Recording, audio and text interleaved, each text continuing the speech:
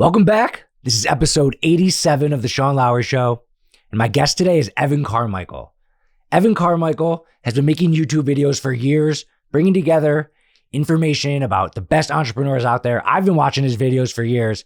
He has millions of subscribers, and he's hard to get on the podcast. He doesn't do a lot of podcasts, and the story of how we got him on the podcast is actually really cool. It involves Brandon, and we talk about it at the end of the podcast, so stick around. Gary Vee calls him the DJ who inspires people, and Ed Mylett calls him the modern day Napoleon Hill, who wrote Think and Grow Rich, which is bringing together all the information from the greatest entrepreneurs to help the average person. His book, Built to Serve, I binged on it before the podcast, read the whole book. Amazing book. So much knowledge from Evan Carmichael. Enjoy the podcast.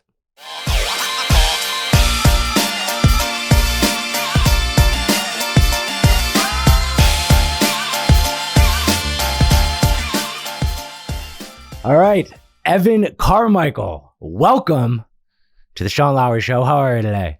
I'm great, Sean. Thanks for having me, man.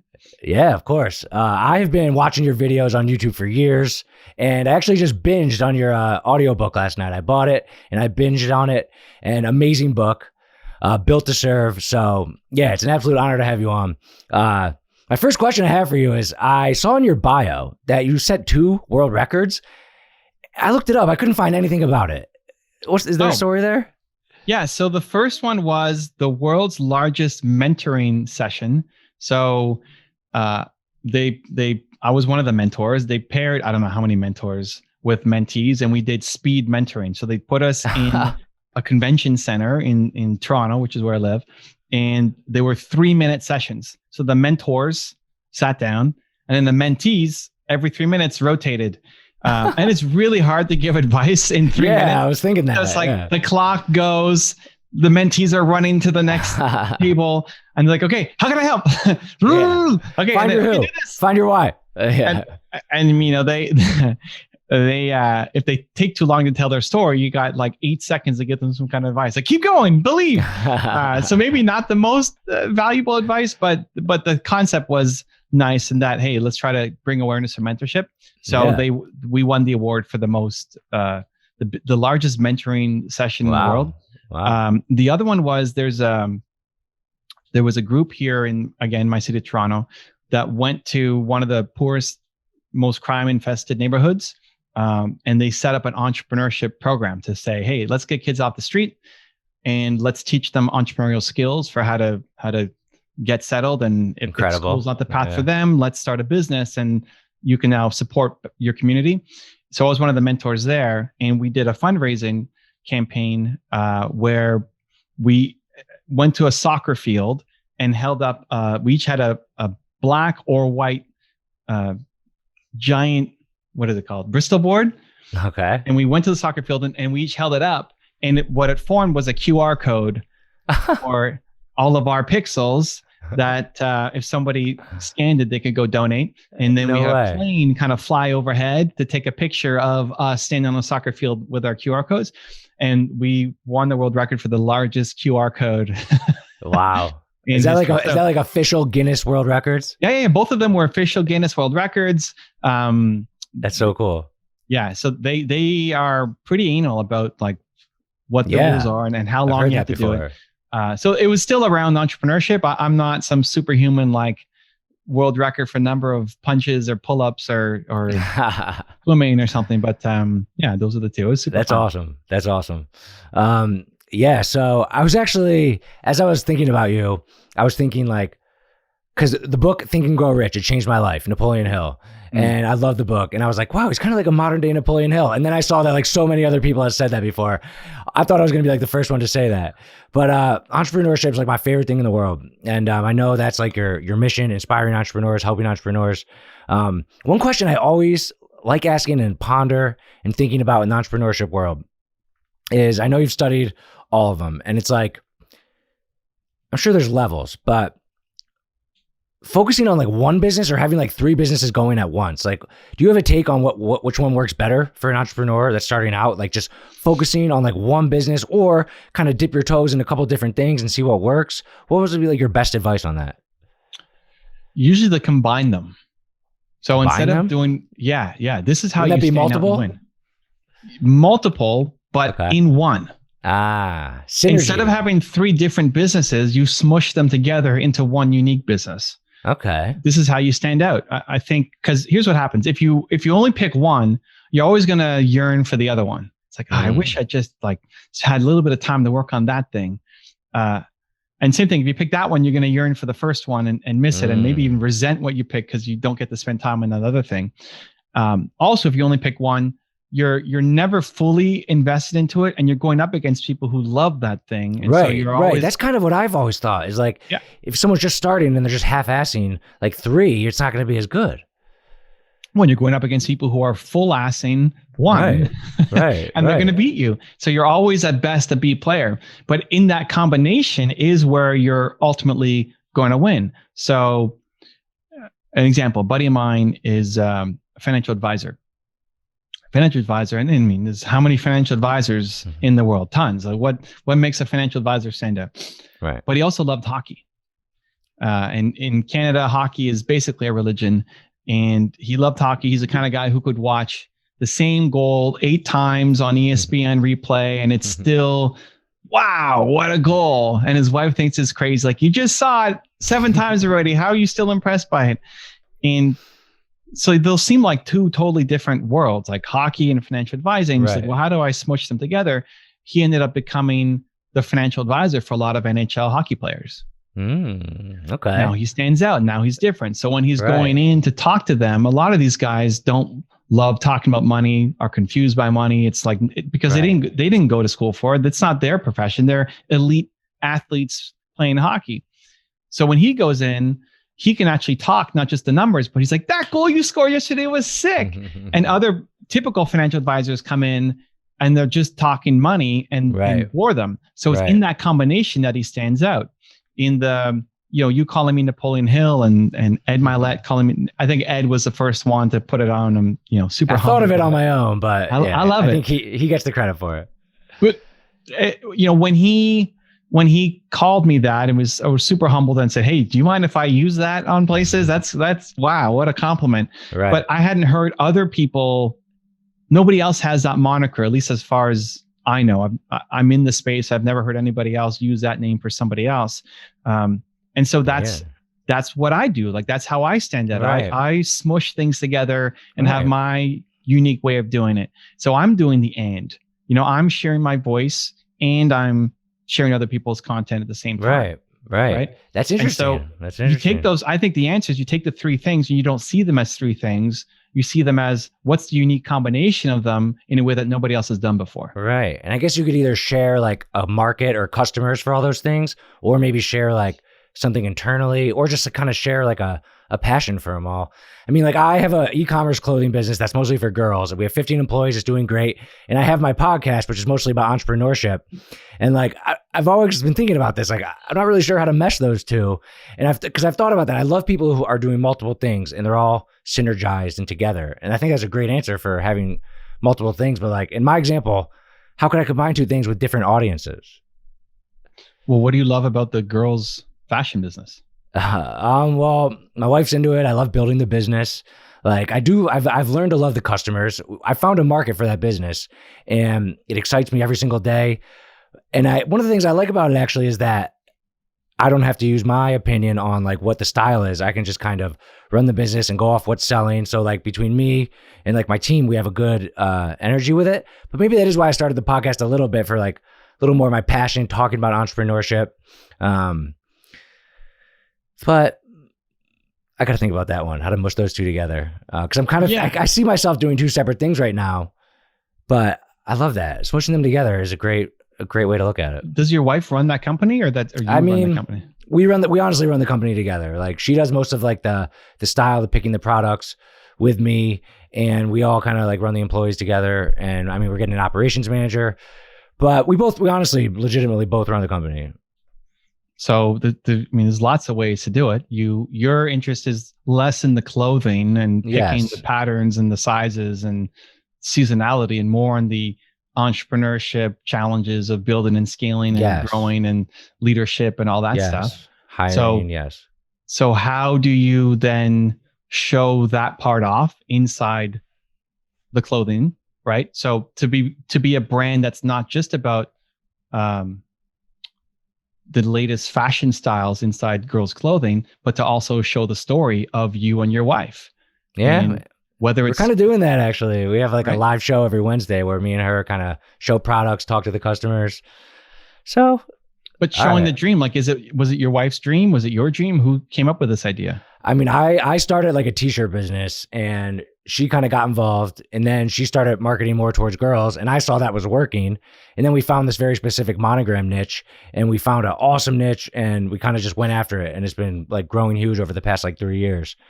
So, why she picked that, why she's into it, like it's her story for picking, and why she loves this monogram versus the other one. And then for you, it's supporting her, and how do husband and wives work together, and how can you be, parents and running the company at the same time? I mean, all of this stuff feeds into the story. So now I'm not just buying another piece of clothing. I'm buying the soul of something that I can connect to. I love that. Meshing them together. That's probably the best answer I've ever got to that. Some people say like build up your first thing first, and then once you have enough resources, but I love that synergy to it. So that's awesome. So as the expert of entrepreneurs, I'm going to put you on the spot here. I had David Meltzer on my podcast. I think you probably know him. Mm-hmm. And I asked him, if you don't know the company, but this is like a fantasy football style draft, and you have first pick, and you have to draft a CEO out of all like the entrepreneurs that people know, who'd you pick? So a CEO for the company that then I'm going to be part of? What's my role in the company? Am I an investor? Yeah, you're an investor. I'm an investor. Yeah, you're not. Yes. I'm not going to be in the company. No. Got it. Okay. Because if I'm in the company, I'm picking myself. All right. You're not in the company. I don't want to have to work for somebody else. I'll take mentorship, but I'm the CEO. I'm an investor. Who am I going to put money behind? I would go with, does he have to be alive? Yes. He has to be alive. Yes. Snap. You know what? I don't go he. I bet on Oprah. Oprah. Big feature in your book, Oprah. That's a good answer. I bet on Oprah. He picked Tom Bilyeu. That's who David Meltzer picked, and he was like Tom right Bilyeu? away. Yeah, Tom Bilyeu. I always say his name wrong. Tom Bilyeu. He picked him right away. But okay. Listen, when I did an interview with Tom, I called him Tom Bilyeu. Okay. Which is actually how you pronounce it, because it's a French name, and I'm from Canada, and French is our second language. So say, here we have Tom Bilyeu on the show. And he didn't correct me, but he calls himself Tom Bilyeu. I think it's probably good to correct the person right away, kind of like you did with me right there, right? So they don't continue going on saying the name wrong. So he picked Tom. I would pick Oprah. And if I can go into history, I would pick AP Giannini, who's this guy here on the wall. Where is he? What company is he? I don't know him. He started Bank of America. Okay. And here's the thing, like if I'm an investor, yes, I want to make money, but it's not just about making money, right? If it was just making money, I would, you go with Bezos. Right. If it's just about making money, I would pick Bezos over Musk. Musk is maybe a little too wild. Too wild, a little too risky. I'm putting my money behind it. And listen, I put money into Bezos, right? I mean, I own Amazon stock. For me, you kind of look like him. Do I look like him? I don't know, a little bit. Shave your head, white dude, you become Jeff Bezos. For me, it's about also just having the impact. And AP Giannini was the guy he was an immigrant from Italy, came to America, started up some stores, did well for himself, like grocery stores, and then joined the board of directors of a Columbus Savings and Loan Bank. So he's joined the board of a bank, and he said, "Hey, you know what? We should lend money to immigrants." Because at the time, it was only people who had been there and white-collar jobs and all that. We should lend money to immigrants. And they said, no, like you don't understand how the banking world operates. So he resigned from the board, went across the street, and opened up his own bank, the Bank of Italy at the time. And he lent money to immigrants. And he had phrases like, "I judged a man's character by the calluses on his hands."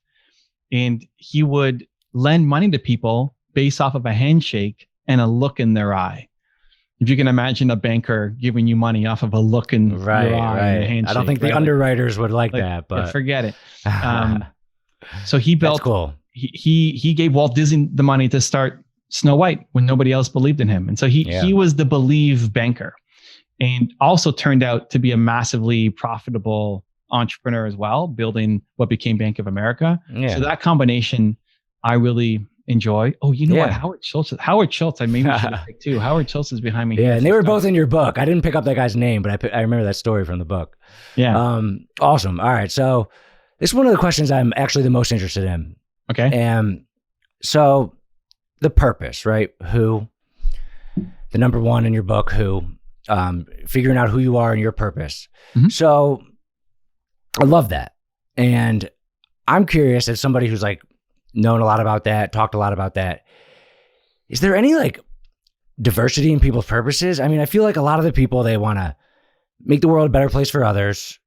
They want to have themselves be happy, maybe be known for a long time, make the world a better place through their product or their message. I feel like a lot of people have the same, which is obviously the best thing, make the world a better place, be happy. But have you ever like had someone who had a really unique like purpose, or do you think a lot of people have the same one, or am I confused on that? Well, there's layers to it. So I wrote the book Built to Serve because I believe everybody's built to serve. Right. So everybody wants to help and serve. Now, not everybody wants to make the world a better place. Right. But you and I have big ambitions, and that's what we want to do. Some people, like my wife, want to serve the 25 closest people to her. It's still serving and helping, but more connection, more the glue of the family than worldwide mission. But if you're not happy right now in life, it's because you're not serving. You feel like what you're going to make today doesn't mean anything to anybody. We're all hardwired to serve. It hits the same part of your brain as having food and having sex. Yeah. It lights us up. Inside of that, the exact purpose is different for everybody. It comes from whatever the most painful moment is in your life. Your purpose comes from your pain. Right. So I struggled so much being an entrepreneur. My lowest moments as a human was me being an entrepreneur and struggling in my first business. So my purpose for the rest of my life is to help unlock other 19-year-old Evans, even if they're a 54-year-old woman, right? Because there's millions of 19-year-old Evans out there in the world. So whatever you struggled with the most as a human is the thing you'll want to help other people with. And that never gets old. They'll be 120 and still caring about doing it. Right. So if someone has the purpose of like, I just want to make as much money as I can and then kick everyone's ass, like that actually doesn't check out like biologically, because we want to serve others. Like you said, food and sex, like that's like wired in us. So then it comes down to, well, what was the most painful moment in your life? All right. Are you asking me? Yeah, go for it. Why not? Put Sean on the spot here. Most painful moment in my life. When I was a emotional pain, not like you broke your arm or something, where you felt worthless as a human being. I understand. Yeah, I understand. I read the book. Probably, my dad passed away when I was 12, but 2 years after that, I was moving around a lot. And in 7th and 10th grade, I had to move schools, and I had the best friends both times. And I was so sad when I had to move. And then walking into the new school on the first day of school and not having anywhere to sit, actually 2 years in 7th grade and 10th grade on the first day of school, I sat in the bathroom by myself and ate a soft pretzel on the toilet and cried in 2 different states. And I always think those were the moments that kind of shaped me, because they're the most memorable, emotional, painful moments of my life. Yeah. And what did you come up with as your most important core value? Maybe you just rushed to the book because it was last night on audiobook. No. That's kind of why I asked the question, because I was thinking about it a lot, and I was thinking I want to help. I want to make others not feel that same pain. I kind of struggled there a little bit, because I felt like it sounded too much standard, too much oh, I want to help other people. I don't want other people to feel the pain. Before worrying about the other people, what's your most important core value as a human? Happiness. Okay, great. So, that doesn't have to be the perfect answer. If you think on it, reflect on it, you might come into something else, but it's not going to be so far removed from happiness. Right. So how do you get happiness? Well, you want to help other people feel like they're not alone. I always help the new kid. I always help the new kid after that. Well, of course, but if you, this will translate to everything that you do. if it's from bringing on a new team member, it would devastate you to hire a new team member and then they felt like they're alone and they don't have training and there's nobody to talk to and they don't know what to do. Oh, yeah. But for other people, like that's not the end of the world. But for you, that'd be devastating. Right. If you tie that into your clothing, in that you made the girls who bought it feel like they're part of a family now and that they're connected. We actually do that. Yeah, we have this Facebook group that's like growing and we send free gifts and like maybe I have incorporated that a little bit. Well, you've done it by default because it's part of you, but not with intention of how do we make our clothing brand about helping people not feel so alone. Right. Because if you applied more thought to it, you can come up with even more ideas of how to make it better. A lot of clothing brands create a Facebook group because it's a good strategy, but they don't really care and they don't do anything inside it. Like, okay, here's our group, go join. Here's a coupon code, whatever. Yeah, they're not actually engaged. You, because of what happened, now you deeply care about it. And it's probably where you get the most satisfaction and fun from the business is knowing that, hey, here's a girl who's the same age as what I was when I was eating my soft pretzel, who now feels a little less alone because she's wearing our clothes and she's part of our tribe. That's good. I love it. But that'll never get old. Like these are memories. How many years was that ago? It was like probably 15, 17 years ago. Great. Yeah. And in another 15 or 17 years, you'll still care about it. That's true. Right. So that's fantastic awareness that most of America doesn't have. Right. Hey, I want people to not feel so alone. So even on this show, the goal partly is to help other entrepreneurs and people listening not feel like they're all alone on this journey. Yeah. I love it. And on that note, we got a couple minutes left, but I love the story of how we got you on the podcast. You're a big name. Oh yeah. And my man, Brandon. Where's Brandon? Is he coming on? Where's Brandon? Brandon, get on here. There he is. So for those listening, Brandon, I said, I want to get Evan Carmichael on the podcast. And Brandon hustled. They said they sent him over to his gaming channel and then made him come back and back. And Brandon, you feeling healthier? You lost 50 pounds. Yes, sir. Yeah. Okay. So let me tell the story real quick. So Brandon DMs me on Instagram and I mean, I don't see a lot of the DMs. So my team says, hey, Evan's really busy on Instagram. Doesn't have a DM. Join him on his gaming channel and ask your question there. And already 95% of people don't do that. They just don't take the action. That day, Brandon shows up. Yeah. He's like, he was one of the first ones in. He shows up. He's like, hey, Evan, it's Brandon. I was like, hey, Brandon, good to meet you, man. What's up? I work for this guy named Sean. Actually, his name wasn't even Brandon in the chat. It was like, what did you sign in as? It was one of our emails, SLS podcast. Sean, the SLS podcast. Yeah. Okay, hey, what's your podcast? Like, well, it's not my podcast, but this is guy Sean. He's my mentor, and he's really believed in me. And I'm on this weight loss journey, and I was 450 pounds, and my goal is to get under 400 to lose 50 pounds. And if I can do that, then Sean's going to give me, was it 15K or $5,000? Going to give me 5K for doing it. And I'd love to have you on the show to, Sean's a big fan. I'm a big fan. It's like, wow, I love this guy, Sean. And I love the message, but here's what's going to happen.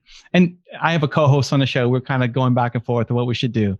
I'm also playing League of Legends at the time. So it's, maybe not always the most coherent show, but I said, you know what, here's what I'm going to do. It was by that Friday, right? I think it was it was a Monday or something where it joined. Yeah. That Friday, was the end of the targets. Like, so Brandon, first off, what's your real name? And he said, Brandon. Okay. So Brandon, by this Friday, here's what we're going to do. If you have to hit your goal, you got to hit your 400 pounds. You got to hit that weight loss. You need to come back on Friday and tell me that you hit it. And then it's honor system. Don't come here and lie to us. You have to hit your number to get your 5K. And then you have to come back next Friday as well and tell us that you're still under 400 because it's not just about hitting that once. You gotta, I love that. You gotta sustain it. And if you do that, so you come back Friday, tell me that you're under 400 and then come back next Friday again and tell us you're still under 400, then I'll come and be a guest on your boss's show. And he did it. And I remember on both Fridays, we're like, I wonder if Brandon's going to show up. We gave him the challenge. I wonder if he's going to show up and do it. And both times he was there and he gave us his number. One was close. I think the second one was close, man. It was like 398 or something, or 399. It was close. Like, oh, Brandon, that was close. It was almost over 400, but he made it happen. And so that's why we're here. So big respect was to close. you. He was close on both of them. He was 50 pounds under, and then like the 1 week, or he was 1 pound under 50 pounds. But Brandon, that was like the biggest accomplishment of your life, right? And you felt amazing. Yeah, it was the first time in a first time I ever like received a feeling of like I accomplished something, I won, and it's just like momentum. That's what is, and it's a great feeling. And you struggled in the middle. Like 1 month he gained a couple of pounds, and then the final like 25 days he buckled down and was the champion that he is. Yeah. So Evan, I want to ask you a question. So I saw that you were reading the obesity code. I wanted to know like what's your interest in like the obesity code, weight loss in general. And I just have this like thought that like I won't come to my full potential until I lose all my weight and become like the most healthy. Do you feel like obesity has something to do with being successful and holding people like me back? What a question. I know we're at time. We should have brought Brandon on earlier. Okay, so super quick. For me, so I have a history on both sides of my family of heart disease. And for the first time I had, so I'm 40 now. And for the first time I had a high blood pressure, no, not high blood pressure, high cholesterol score. And so not that I'm, obese, but losing weight is part of getting your cholesterol numbers back in check. And I don't want to be on medication for the next 80 years of my life, right? Which is the default doctor recommendation. Okay, go on this pill and you'll be fine. Like, but I don't want to take a pill. So I've invested more into my health. I mean, I'm on a trampoline. I wonder what you were like always bouncing on. That's I'm on a mini rebounder. We get 20 to 40,000 jumps a day. To your question, I think the biggest benefit of it for you is the mindset. Yeah. I think there's a lot of people who are massively financially successful who are obese. This is maybe not a super kosher kind of discussion, but there's a lot of people who are fit as anything and have zero financial, like their bank account is empty. And if you look at the billionaires, are they all like is Warren Buffett in fantastic shape? Is Oprah Winfrey in fantastic shape? I mean, giving him permission to put weight back on. No, I'm not trying to throw shade, but I don't think it correlates super well. But don't use that as an excuse to then say, hey, all right, well, it doesn't. Evan said it doesn't matter, so I'm going to go back up to 500 now, right? You've seen the momentum train that you've gotten. Your story is what got me on this show. Otherwise, I wouldn't be here, right? Your story is what made Sean believe in you and say, hey, I'm going to give this kid $5,000 just for losing fit. Who does that, right? That's amazing. Sean does. Right? Well, it goes back to him, not wanting you to be the guy with the pretzel by himself. Like, hey, probably right. You're getting some momentum. So it matters for you. It matters for you, regardless of if it brings you money or not. It matters for you because it's boosting of your self-esteem and self-worth. So it's worth continuing the path. I don't know what your ultimate goal is, 300, 250, 160. I mean, whatever. It's worth continuing, even if it doesn't bring you money, because of how it makes you feel. And feeling good about yourself is the ultimate ROI. Boom. Hell yeah. How's that? There we go. You got your sound quote there at the end. Thanks to Brandon. Love it. Thanks to Brandon is, I guess, the true star of this podcast. Let's be honest. All right, Evan, you're the man. Thank you so much for coming on. It's an honor to talk to you. And we'll continue watching all your YouTube videos. And Built to Serve. Everyone go read it. Amazing book. Thanks, Sean. Thanks, Brandon. Thanks for having me, man. Thank you.